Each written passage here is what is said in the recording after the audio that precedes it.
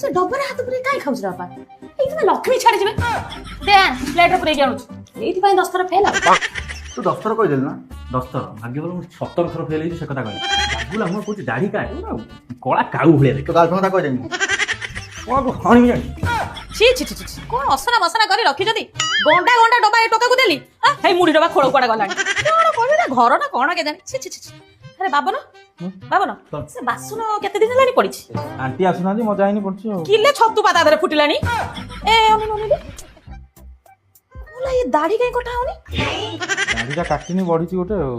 ଓହୋ, ତତେ ଏଇନା ବୟସ କେତେ କହିଲୁ? ବୟସ 19 ହେଲା। 19 ହେଲା ମାନେ ମୁଁ ଜନ୍ମ କରିଛି ମୁଁ ଜାଣିନି। ତତେ ପାଇଁ ଏଇ ରଥକୁ 17 ପୁରୀ 18 ହବ। ସେ ଜେନା ମାଉସୀ ପୁଅକୁ 25 ହେଲାଣି, ତା ମା କହୁଛି ମୋ ପୁଅକୁ 20। ତୁ ଆମର ବଢେଇ ଦେ 30-35 ବଢେଇ ଦେ। ସେ ଦାଢି କାଇଁ କାଟୁନୁ? ବୋପା ସେଠି ବିଲରେ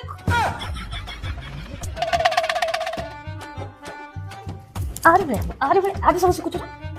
ଆରେ ଭଳିଆ ହେଇଯାଉ।